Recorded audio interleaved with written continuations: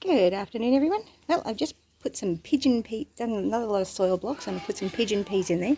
And I'm actually using an old cake tray. Got a cake for Gavin for his birthday. So I'm going to use that as a little mini greenhouse to germinate those pigeon peas. I'm slowly getting organised. I've just set up, put 2 more beds over here. They're not completely set up yet. I've still got to put the clay balls in them. And I've taken my citrus trees out from the other house because they were just dying. And the chickens have dug them up.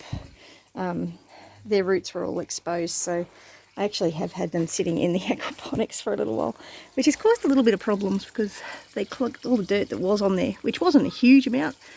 Has clogged up the system. So yeah, as you can see, that one's just about dead. This is the blood orange, and it doesn't seem to be doing too badly. But apparently citrus does do okay in aquaponics. So although, oh my goodness, that is quite sad. I'm really not holding out a huge amount of hope for this. I should probably put some grafting tape around that or something. I'm not quite sure. The worst part is when I put them here, I had the goats set up here. And the goats ate all of my Ceylon spinach. They ate most of my calendula. They got into the basil. They got into the rosella. They got into everything, which is what goats do. Goats do that. At the moment, I'm just putting some more water into the aquaponics because it's got extra beds. So yes, what else is going on? That's the area the goats were first. And I had the goats here. Oh, I've planted the moringa that I had in the aquaponics. I've popped it in there with some rosemary from the other house. I think I put a couple of pigeon pea seeds in there too. So I just dug a hole, stuck it in there, and then that's some spent hay that was in the shed, just to give a little bit of mulch. So I'm watering that. So I'm hoping that that stick turns into a moringa tree. At the moment it's a stick.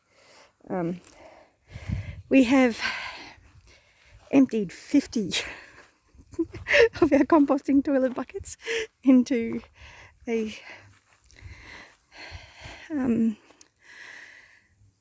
pallets, a cubic metre pallet thing. So it's not ideal because generally you want to actually have carbonaceous material on the sides as well as the top, but it's all good.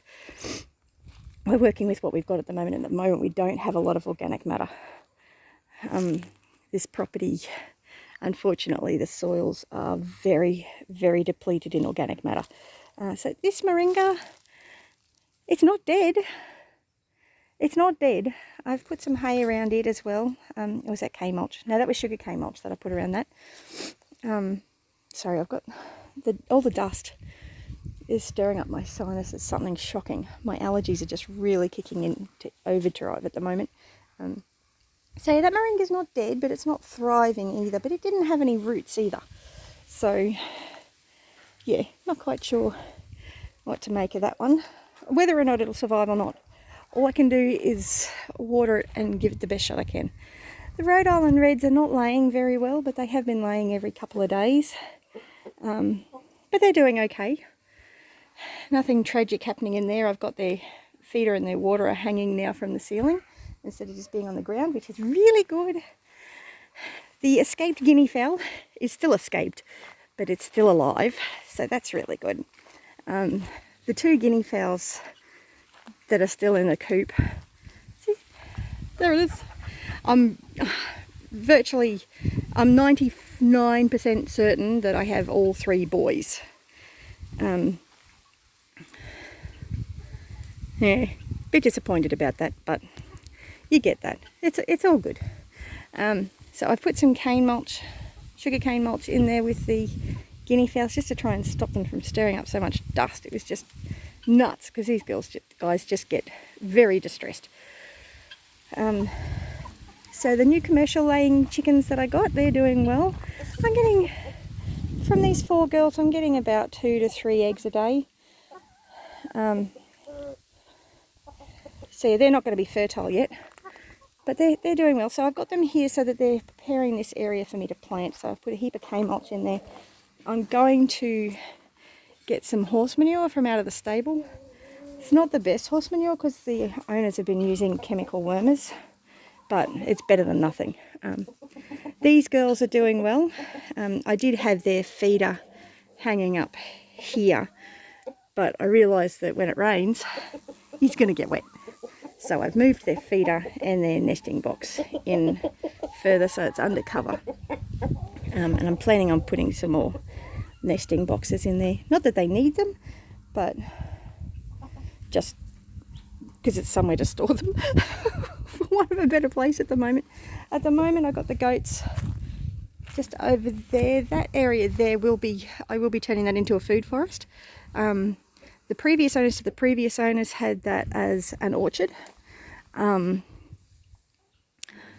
yeah, unfortunately the majority of the fruit trees that were in there have died. I'm not sure what's actually left. There's a few trees in there, but I'm not sure what they are. But at the moment I've got the goats in there. They're not really liking the grass that's in there very much, so I'm thinking, I'm not sure what I'm going to do. At the moment I'm having to basically hand feed the goats, which is really a bit of a pest considering how well everything was going at the other house and how much grass I've got over there. But there is just so little organic matter in this soil that it's not holding on to any moisture. Not at all, which is a really, really big problem. But the best solution to that very big problem is to add organic matter. So it's going to take me time to repair these paddocks. They've been severely overgrazed and nothing has been added to them to replenish them at all, which is really unfortunate. But that's okay. It means I know where to start. I need to start with adding organic matter. My hands are tied at the moment with not having a lot of cash, but that's fairly normal for everyone, isn't it? Especially at the moment. But the girls are laying eggs for me well, so that's nice. And I've got 2 lots of chicken eggs in the incubators. So I've got one batch that's due to hatch on the 21st. And I've got another batch that's due to hatch in about a fortnight. Well, actually no, probably closer. I've only just put them in, so that's about 3 weeks. But anyway, I've still got another aquaponics bed to take over there and set up. And I'm running out of time and I've still got a lot to do at the other house. And I've just found out that the person I had to do the rubbish removal is now not doing the rubbish removal. So I've got another person organised for Monday to do the rubbish removal. And my removalist, who is the same person that was removing the rubbish, is also not going to be helping me with removaling stuff anymore. So we'll be hiring a truck. And I'll be doing it myself. This is going to be a very big job. But I can't get anyone to help me at the moment because you can only have one extra person due to the lockdown. But hey, it's all good. You work with what it is. It is what it is, and you just go with that. We've got Mum here now with us again, so that's really good. We've all been missing having her around. She's been staying with a friend while I've been trying to get everything sorted out here. Not that everything's sorted out here, but we're as sorted as we're going to be sorted. But yes. Anyway, I'm not getting very much done by standing here talking to you on the phone, on the camera, am I?